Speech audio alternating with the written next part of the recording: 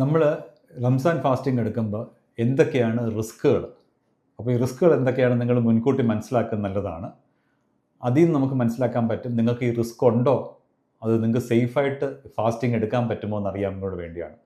അപ്പോൾ സാധാരണമായിട്ട് ലോകമെമ്പാടുമുള്ള പഠനങ്ങളിൽ കണ്ടുവരുന്നത് റംസാൻ ഫാസ്റ്റിംഗ് സമയത്ത് ഹൈ റിസ്ക് ആയിട്ടുള്ള രോഗികളിൽ ചില കോംപ്ലിക്കേഷൻസ് വരാൻ സാധ്യതയുണ്ട്.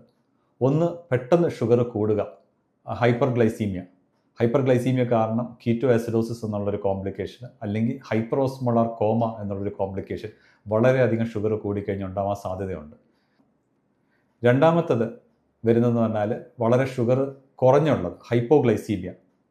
ഷുഗർ കുറഞ്ഞുള്ള കോംപ്ലിക്കേഷൻസ് നമ്മുടെ ഇൻസുലിനോ മറ്റ് അനുബന്ധ മെഡിസിൻസോ ഫാസ്റ്റിംഗ് സമയത്ത് അഡ്ജസ്റ്റ് ചെയ്യാത്തത് മൂലമാണ് പലപ്പോഴും ഫാസ്റ്റിങ്ങിൽ സമയത്ത് ഹൈപ്പോഗ്ലൈസീമിയ ഉണ്ടാകുന്നത്.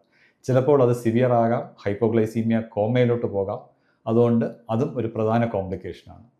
മൂന്നാമത്തത് ചില ഇൻഫെക്ഷൻസ് ആണ്. ഏറ്റവും കോമൺ ആയിട്ട് കാണുന്നത് യൂറിനറി ഇൻഫെക്ഷൻസ് ആണ്. പ്രത്യേകിച്ച് നമ്മൾ പകൽ സമയത്ത് റംസാൻ ഫാസ്റ്റിങ്ങിൻ്റെ സമയത്ത് വെള്ളം കൂടി കുറവായതുകൊണ്ട് ഡീഹൈഡ്രേഷൻ ഉണ്ടാവാനും അതുമൂലം ഉണ്ടാകുന്ന ഇൻഫെക്ഷൻസും വരാം.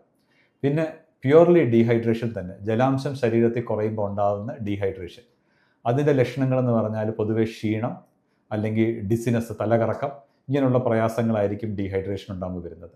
പിന്നുള്ളൊരു പ്രധാന ഒരു കോംപ്ലിക്കേഷനാണ് ത്രോംബോസിസ്, പല രീതിയിലുള്ള ത്രോംബോസിസ്. അത് പലപ്പോഴും ഒരു ഹാർട്ട് അറ്റാക്ക് ആകാം, അല്ലെങ്കിൽ ഒരു സ്ട്രോക്ക് ആകാം. അപ്പോൾ നിങ്ങൾ ഇതിൻ്റെ എല്ലാം ലക്ഷണങ്ങൾ നിങ്ങൾ അറിഞ്ഞിരിക്കണം.